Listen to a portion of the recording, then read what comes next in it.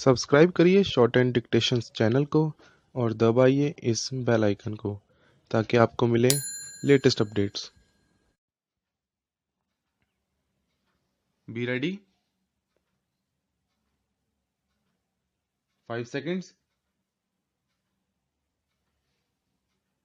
Start.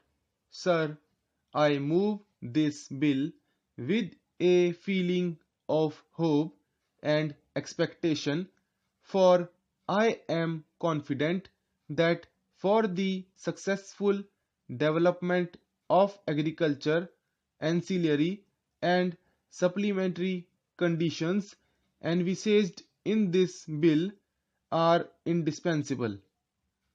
Just as in the case of industry, finance and marketing are two essential conditions, so also in the case of agriculture, finance and proper marketing are equally essential conditions.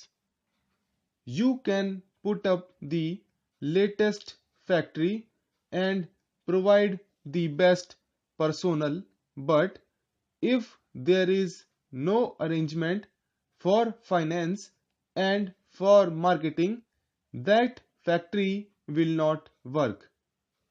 Sometimes I am amazed how the agriculturist, sandwiched as he has been between the usurious and fleecing money lender and the greedy and profit-minded trader, has been able to survive about and live.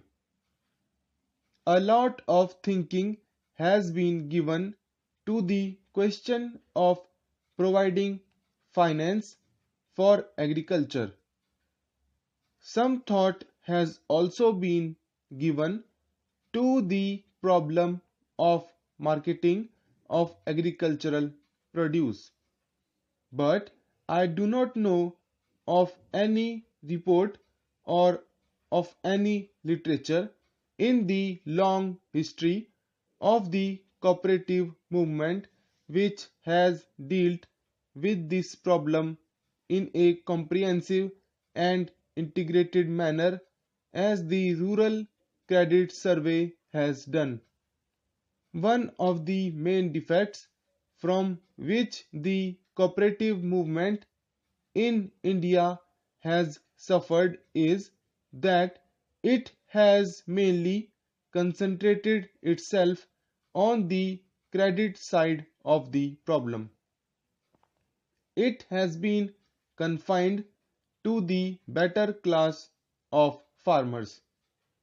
The medium and the small farmer has been left out of the ambit of the cooperative movement. The government too has not taken the interest that was necessary for the development of this movement. The result has been that the cooperative movement today contributes an infinitesimally small part only of the short-term, medium-term and long-term credit needed by the agriculturist. I am thankful to the Rural Credit Survey which has surveyed the problem in a very comprehensive manner and given us, as I said, an integrated scheme. The scheme envisaged by the Rural Credit Survey falls into two parts: the financial, or rather the credit side of cooperation, and the economic side of cooperation. So far as the credit side is concerned, the formulation of the scheme and its implementation has been entrusted to the Reserve Bank of India. The Reserve Bank Act laid the responsibility of developing rural credit upon that institution, and it was appropriate that that responsibility should be placed upon the Reserve Bank.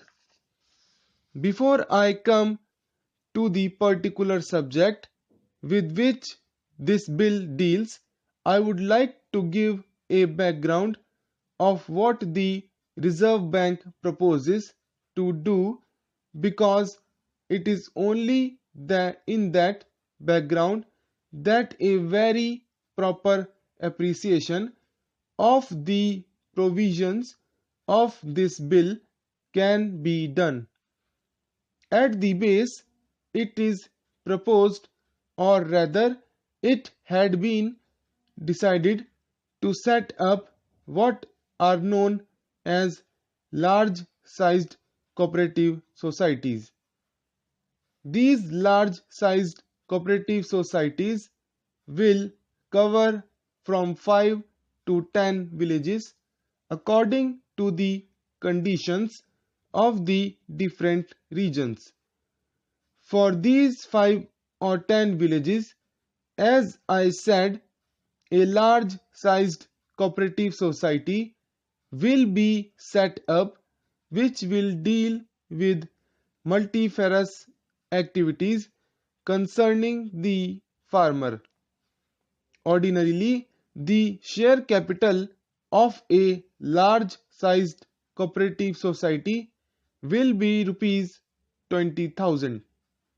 The government will contribute 50% of this capital, but if the farmers of the region failed to contribute the remaining 50%, the government will make up the shortfall. The idea is not that the government should remain permanently in a partner in the share capital, but as soon as the farmers are in a position to provide adequate finance, the capital invested by the government will be retired, because I am fully conscious of the fact that the cooperative movement, in order to be successful in the true sense, must be owned and run by the farmer himself. This society will also provide commodities which the farmer needs for his productive and consumption purposes, such as seeds, fertilizers, agricultural implements, kerosene, cloth, etc. It will maintain a storehouse. Hitherto, the cooperative societies used to advance capital to the farmer either on the security of land or on production of one or two sureties. The result was that only substantial farmers, or those who had credit in the financial world, could avail of that credit. The medium farmer and the small farmer, who in many cases had only a precarious right in land, could not benefit out of it. Sir, it is well known fact that the medium and small farmers constitute about 75% of the total farmers in India, and any scheme which is not calculated to benefit the 75% of the mass of farmers, I submit, is a highly defective and incomplete scheme. It is proposed that in future credit will be advanced not on the security of land or on the production of sureties, but on the security of the prospective crop, so that even the smallest agriculturist owing an acre or half an acre can get some money to finance his productive operations.